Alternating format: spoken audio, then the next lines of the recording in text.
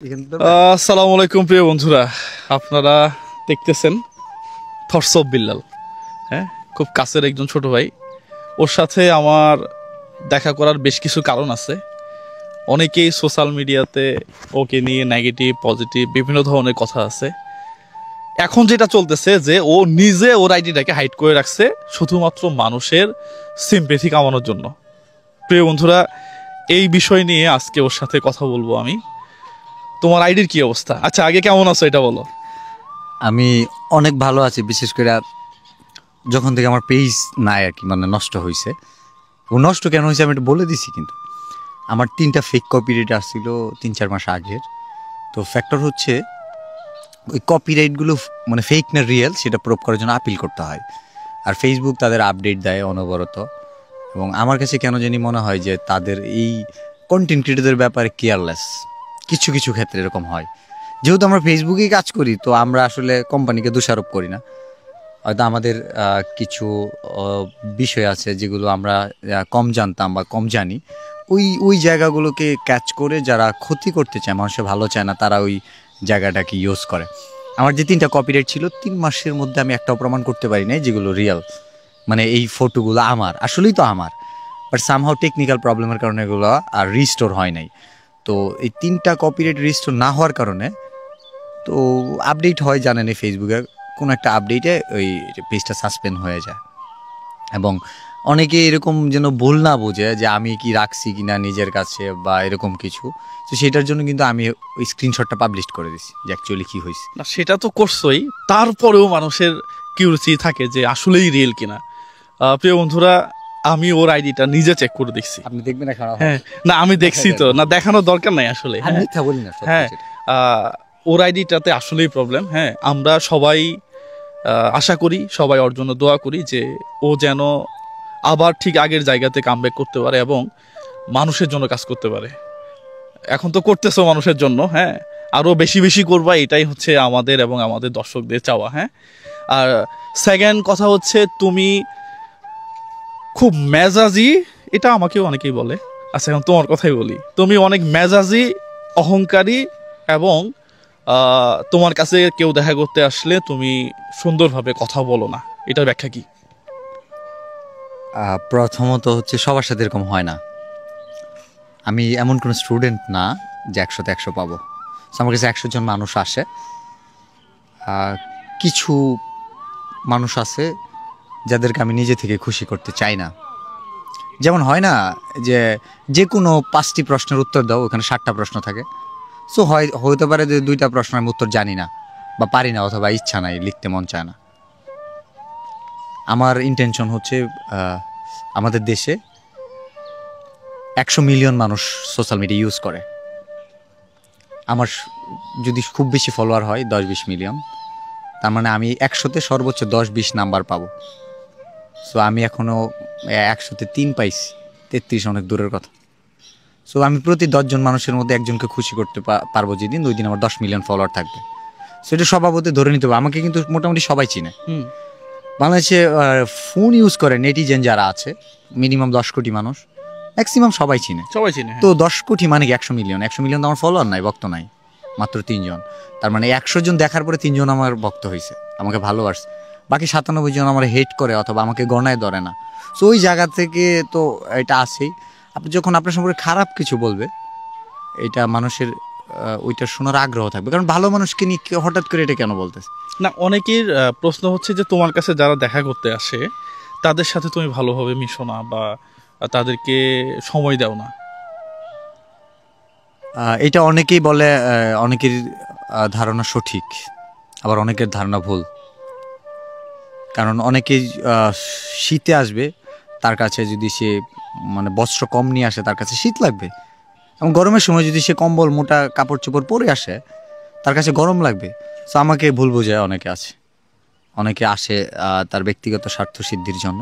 আমি মুখের উপর কথা বলি অলওয়েজ। হ্যাঁ, এটাই হচ্ছে সবচেয়ে বড় সমস্যা। এটা হচ্ছে আমার সমস্যা, মানে আমি মুখের উপর কথা বলি যেটা হজম করতে কষ্ট হয়ে যায়। এটা হচ্ছে আমার সমস্যা। আর তাদের সমস্যা হচ্ছে মানে তারা মানে নিতে পারে না সত্যটা। সত্য কথা তিতায় লাগা, হজম হয় না, সবার হজম হয় না। হ্যাঁ, রিসেন্ট দু একজন আছে যারা তোমাদেরকে মানে বিশেষ করে তোমাকে নিয়ে খুব নেগেটিভ ভিডিও বানাইছে। হ্যাঁ, আমি বিপরীতে কোনো ভিডিও তুমি যে মেক করছো এরকমটা দেখি নাই। হ্যাঁ, তাদের উদ্দেশ্যে কি বলবা? প্রথমত হচ্ছে যে ভিডিওটা বানাইছে আমাকে নিয়ে একজন খারাপ মন্তব্য করছে। ওই ভিডিওতে আমি দেখছি 500 লাইক আছে অথবা 50,000 লাইক আছে। তো আমি চিন্তা করলাম কি এই মানুষগুলো লাইক দিছে, এগুলো তো মানুষের বাচ্চা, তাইলে আমার বিপরীতে বলছে কিন্তু মানুষের বাচ্চাগুলো লাইক দিছে, তার মানে পছন্দ করছে কাজটাকে। তো একটা মানুষের বাচ্চা আমাকে ভুল বুঝছে, আমি বাকি 50,000 মানুষের বাচ্চাকে ভুল বুঝুক এটা চাই না, কারণ এই মানুষের বাচ্চাগুলো আমার দরকার আছে। আজকে ভুল বুঝতেছে, কালকে সঠিকও বুঝতে পারে। তো আমি ওই একজনের কে কেন্দ্র করে আমি বাকি মানুষগুলোকে পার্সোনালি অ্যাটাক করতে চাই না। কারো প্রত্যেকেরই ভক্ত আছে, নিশ্চয়ই তার ফ্যামিলির লোক আছে। অ্যাটলিস্ট একটা মানুষের ভিডিওতে 10টা ভিউ তো হয়, ওইখানে 2টা লাইক পড়ে। ওই মানুষটাকে নিয়ে আমি কথা বললে ওই 2টা মানুষের লাইক দিছে, ওই 2টা মানুষের আমাকে কিন্তু আজীবনী অপছন্দ করবে। তো আমার ভালোবাসার মানুষ যা সংখ্যায় আছে তার চেয়ে অনেক গুণ বাড়াতে হবে, অনেক বেশি। এটা ঠিক। আমি আসলে মানে অমানুষদের সাথে পাল্লা লড়ে আমি মানুষের বাচ্চাদের হারাইতে চাই না, কারণ আমি নিজেও মানুষের বাচ্চা, ভালোবাসার মানুষরা থাকবে এবং তারা হয়তো একটা পয়েন্ট, একটা মুভমেন্ট জাস্ট ভুল বুঝতেছে আমাকে, অথবা আমি বুঝাইতে পারি নাই। এটা একটা থিম, আর কিছুই না। প্রিয় বন্ধুরা, আমি তো ওর সাথে আসলেই আমার অনেক আগে থেকেই পরিচয়। ওকে কিন্তু আমি কোনোভাবেই অহংকারী অথবা মিশে না, বদমেজাজি এই ধরনের কোনো কিছু আমি দেখতে পাইনি। আচ্ছা, আমি একটু কথা বলি। হ্যাঁ, লাইক এই যে পানিটা ঘোলা না, হ্যাঁ হ্যাঁ, ঘোলা দেখা যাচ্ছে, কেউ খাবেন, কিন্তু এখানে কিন্তু মাছ বসবাস করতেছে। হ্যাঁ, ও পরিষ্কার পানির চেয়ে এটা স্বাচ্ছন্দ্য ফিল করতেছে, বিকজ পরিষ্কার পানিতে তাকে দেখা যাবে তার জীবনের ঝুঁকি আছে, এরকমই তো। তো আমাদের কাছে গোলা পানিটা আমরা কিন্তু খাবো না, আমাদের কাছে ভালো না, কিন্তু যারা এখানে এই যে অন্য অন্য প্রাণী তাদের কাছে ভালো। সো কিছু মানুষ আছে আমাদের হেট করলে তারা খুশি হয় না। এটা আসলেই যারা মেক করে ভিডিওগুলা তারাও কিন্তু একটা উদ্দেশ্য নিয়ে করে যে মেক করলেই তো আমি ভাইরাল। হ্যাঁ, আমি একটা কথা বলি, সেটা হচ্ছে দেখেন, যে মানুষগুলো আপনাকে নিয়ে বাজে মন্তব্য করবে, থটস অফ বিলাল বাদ দেন, যে মানুষটা আপনাকে দিয়ে মন্তব্য করবে, দেখেন চিন্তা করে মানুষটা আপনার পিছনে না সামনে। আমার ধরে নেন 1 মিলিয়ন ফলোয়ার, তখন আমাকে নিয়ে 2 মিলিয়ন যার ফলোয়ার, ও আমাকে নিয়ে কথা বলা নাই, because he is busy with his work, with his fan base. একদম একদম। এইটাই আপনার 4 মিলিয়ন ফলোয়ার না, হ্যাঁ 5 মিলিয়নের লোক আমাকে নিয়ে কথা বলবে না। 5 মিলিয়নের লোক কখনোই আপনাকে নিয়ে কথা বলবে না।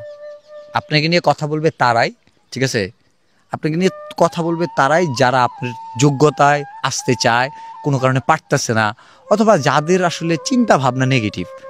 বিকজ অনেক খারাপ মানুষজন আছে। তো আমাকে আজ পর্যন্ত দেখছেন একটা মানুষকে ক্রিটিসিজম করে কথা বলতে?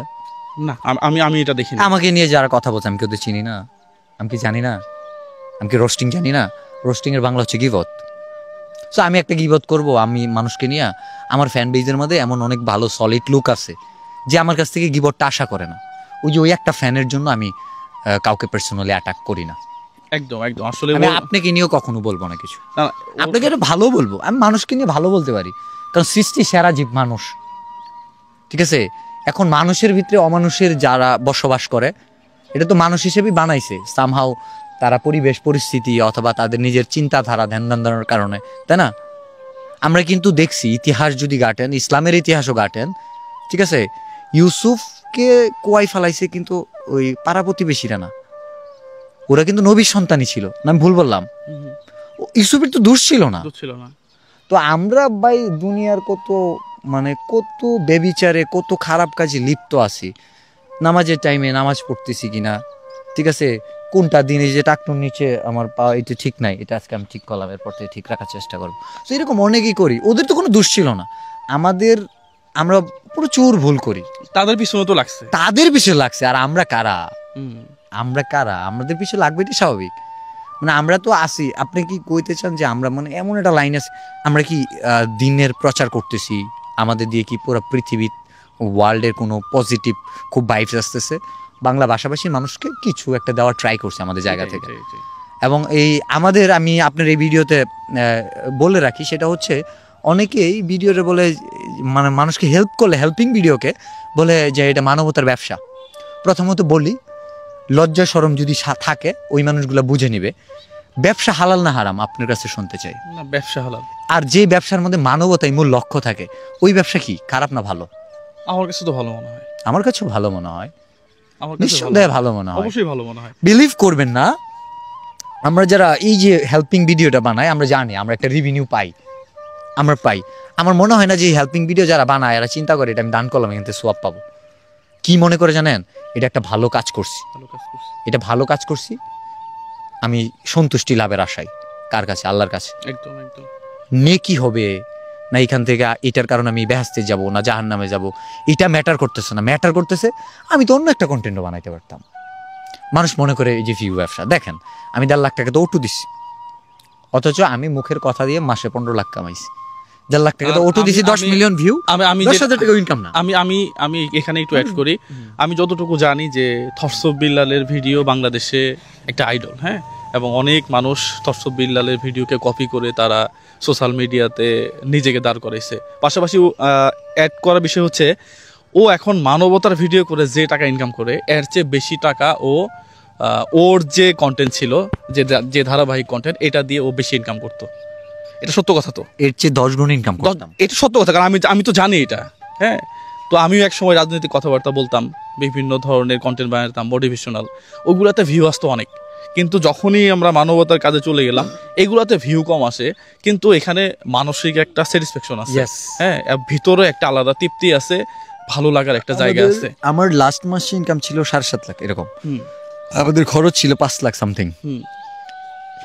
আর আমি যখন 15 লাখ করে ইনকাম করতাম র্যান্ডম, তখন তোমার 1 টাকাও খরচ না, তখন খরচ আমার ক্যামেরাম্যানকে দিতাম আর বাকি 20-50 হাজার খরচ, মানে 1.5 লাখ টাকা খরচ, 13.5 লাখ বিজনেস। হ্যাঁ, জাস্ট মুখের কথা।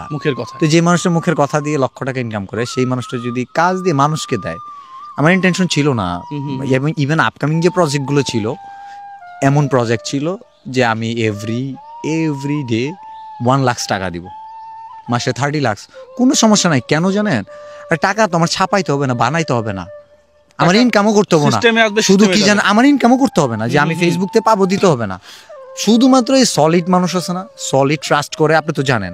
আমি বিল্লাল যদি আপনার কাছে বলি যে ভাই আমি এই কাজটা করবো, আমাকে 1 লক্ষ টাকা দেন, আপনি দিবেন না? দিবেন না বলেন? না, এখানে বিশ্বাসের জায়গা আছে, বিশ্বাসের জায়গা। আপনি চান আমার কাছে, আমি দিব। আমার কোনো কাজের জন্য চান, আমার কাছে মনে হবে যে ও ওয়ার্ক করবে, মানুষকে হেল্পিং, এবং সেই ক্রেডিট ডাজন্ট ম্যাটার। ম্যাটার হইতেছে আমরা তো মানুষের কাছে টাকা এনে দিতেছি। ইভেন আমাদের এমন একটা পরিস্থিতি দাঁড়াইছে টাকা দেওয়ার জন্য রেডি। ভাই বলতাম যে আমাদের কাজ আসলে আমি নিব। আমি একটা কাজের জন্য একটা টাকাও কারো কাছে মানে নিয়ে মনে হয় না 24 ঘন্টায় রাখছি। লাইক আমি পকেটে রাখতাম না, আমার টাইম নেই। ও আসতেছে, আমি এদিক দিয়ে গাড়ি নিয়ে বাইকে রান করছি। মানে এমন হয়েছে আমি গেছি, আমি ব্যাংক থেকে টাকা তুলে নিয়ে গেছি, তারপরে ওর টাকা আমার ব্যাংকে ঢুকছে।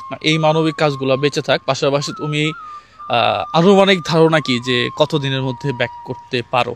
প্রথমত আমি কন্টেন্ট ক্রিয়েশনে যদি ব্যাক না করি, আমার মানে আমার অস্তিত্ব তো একসময় স্বাভাবিক, মানে আমাদের যে আমার কণ্ঠ, আজকে কথা বলতেছি, নিঃশ্বাসের সাথে সাথে এটা ফুরাই যাবে। বাট আমি আমার লাইফে এমন কিছু মানুষকে আমার ভিতরে যা আছে দেওয়ার মতো, যেটা সোসাইটি মানুষকে দিতে পারবে, তাদেরকে দিয়ে যেতেছি, যাদের মিলিয়ন ফলোয়ার থাকবো এবং তারা এভরিডে লক্ষ টাকা মানুষকে দিবে। এবং এইরকম আমার অনেক ভালোবাসার মানুষ তৈরি আছে যারা কন্টেন্ট বানাইতেছে, যাদেরকে 2-1 লাখ ফলোয়ার এখন মাস ফলো করতেছে। তাদের এই যে 3.6 মিলিয়ন ফলোয়ার অনেকেরই হবে, এরকম 50 জনের হবে। এবং তাদের মুখ থেকে আমি যখন থাকবো না, তারা বলবে যে হ্যাঁ, থটসব বিল্লাল আমার ভাই, থটসব বিল্লাল আমার গুরু, থটসব বিল্লাল আমার অনুপ্রেরণা। না, এটাই তো হওয়া উচিত। আমি প্রায় ভিডিওগুলোতে একই কথা বলি যে আমি মানবিক কাজ করতেছি, এখানেই শেষ না, বা আমাকে ধরে রাখেন না। যারা আপনি দিয়ে যান, হ্যাঁ আমি দিয়ে যাচ্ছি, কিন্তু আমি মেসেজ দেই যে আরো মানুষ তৈরি হোক, আরো মানুষ তৈরি হোক, তাহলে অনেক মানুষের হেল্প হবে। হ্যাঁ, বিল্লাল তোমাকে অসংখ্য ধন্যবাদ। আর কিছু বলবা? হ্যাঁ, আমি বলতে চাই, আমি ব্যক্তিগতভাবে কিছু মানুষের ফ্যান আছি। এর মধ্যে এই কন্টেন্টের মাধ্যমে বলে দিই, এমন কিছু মানুষের ফ্যান আছি যাদের জন্য, মানে যাদের দুঃসময় আমাকে লাইক বলে না যে মাগনি কামলা আমাদের অঞ্চলে চলে, তো মানে ফ্রিতে কামলা দেওয়া, আমি কিছু মানুষের জন্য ফ্রিতে কামলা দিতে পারবো। বিশেষ করে আমি মেধার প্রতি অনেক দুর্বল। যারা মেধাবী আমার কাছে কেন জানি মনে হয় এই মেধাটা যদি কোনোভাবে ভালো কাজে লাগাইতে পারে ও পৃথিবীকে দিতে পারবে। একদম। আর আমি যদি ওই মানুষটার জন্য একটু হেল্প করতে পারি, সেটা আমার কাছে মনে হয় যে বিশাল একটা বড় প্রাপ্তি। আমি কত বড় কন্টেন্ট ক্রিয়েটর হলাম এটা ম্যাটার না, আমার কাছে মনে হইতেছে যে আমার মাধ্যমে একটা মানুষ কর্মসংস্থান পাচ্ছে। আমার জীবনে যদি বলি আমার লাইফে বর্তমানে সবচেয়ে বড় সাকসেস কি, আমার কন্টেন্ট ক্রিয়েশনে, যেমন লক্ষ লক্ষ টাকা ইনকাম অথবা million million follower, crore crore ভক্ত না। আমার লাইফের যদি সবচেয়ে বড় বলি মানে প্রাপ্তি, আমি তো জায়গা জমি কিনছি, অনেক কিছু করছি, সবচেয়ে বড় প্রাপ্তির জায়গা বলি সেটা হচ্ছে আমি একটা মানুষকে অটো কিনে দিচ্ছি। একদম একদম। ডায়াবেটিস আমার এলাকারই ভাই, বিলিভ করবেন না, চোখের সামনে একটা মানুষ ঝরে গেছে, প্রত্যেকদিন ওজন কমতেছে, মানুষটা জীর্ণ শীর্ণ, একটা চা খাইতে পারতেছে না। মানুষটা যখন আমি দেখি মানে আমার চোখ জোড়ায় যায়, মনে হয় আমার জীবনের সার্থকতা, মনে হয় যে আমার এখনো পৃথিবীতে আর কিছু চাওয়ার পাওয়ার নাই। আমার ভক্ত ভালোবাসার মানুষ যারা আছেন, একটা পেজ দিয়ে থটস অফ বিলালের পরিচয়, কিন্তু থটস অফ বিলাল ঠিক ততদিন বাঁচতে চায় যতদিন ফেসবুক প্ল্যাটফর্মও থাকবে না। 20 ইয়ার্স এগো ফেসবুক ছিল না, 20 বা 200 ইয়ার্স পরে সোশ্যাল মিডিয়া নাও থাকতে পারে। আমাদের অনেক মহাপুরুষ আছে, মনীষী আছে না, যাদের সময় কিছুই ছিল না, এবং যারা মানে বেঁচে থাকাকালীন এত ভক্ত ছিল না, কিন্তু তারা এখনো বেঁচে আছে, তাদের ভক্ত কোটি কোটি। সো আমি এখন কিছু মানুষকে সোশ্যাল মিডিয়াতে রেডি করতেছি, যারা কর্মসংস্থান সৃষ্টি করবে, যারা মানুষকে হেল্পিং ভিডিওস করবে। আপনি দেখবেন আমার ভিডিওস, যে আমার কোন থেকে হেটার্স ক্রিয়েট হলো জানেন, ভিডিওটা বড় হয়ে গেছে, আমি বললাম যে ভাই কিন্তু কপি করতে বলে নাই, এটা মনে করেন একটা বীজ ঢেলে দিলাম, কাদের, যারা আমাকে ভালোবাসে ওদেরকে আমি চেতা। ভাই ওই যে বাবা মা শাসন করে না, অনেক ভালোবাসার মানুষও কিন্তু দূরে রাখে কোনো একটা কারণে। তো আমি দেখলাম যে এরা যদি আমাকে ভুল বুঝাও নিজে লিখে, নিজে কিছু ট্রাই করে, তাহলে এদের ক্রিয়েটিভিটিটা আসবে, সাকসেস হবে। সো ওই জায়গা থেকে এখন এই মানুষগুলোকে আমি আবার বুকে টাইনে নিচ্ছি, এখন আমি দিতেছি যে তুমি এই যে চোখের সামনে আছে একজন আছে, আমি আমি আমি আসলে কি বলি জানেন, প্রত্যেকের মেধা আছে, সে ছড়ায়, সে মতো হইতে চাইলে হবে ভাই। এই যে আমি কি জুয়েল ভাইয়ের মতো হইলে পারবো? হবে না। হ্যাঁ, জুয়েল ভাইয়ের মতো কোনটা হওয়া যাবে জানেন, জুয়েল ভাই ভালো কাজ করে, মানবিক কাজ করে, আমি মানবিক কাজ করব। জুয়েল ভাই মানুষকে হেল্প করে, আমি হেল্প করব, এটা। কিন্তু জুয়েল ভাই ঠিক আছে এই করছে, কন্টেন্ট ক্রিয়েশন শুরু করছে, তার আগে সিএসসি মানে করছে, হ্যাঁ ত্রিপলিতে বিএসসি করছে, আমিও এটা করব। তারপরে সে একটা লাল গাড়ি কিনছে, আমিও কিনবো। সে একটা বিয়ে করছে, আমিও করবো। তার 2টা বাচ্চা, একটা ছেলে হবে, একটা মেয়ে হবে, আমারও হবে। এগুলো তো হবে না, এটা ম্যাচ করবে না।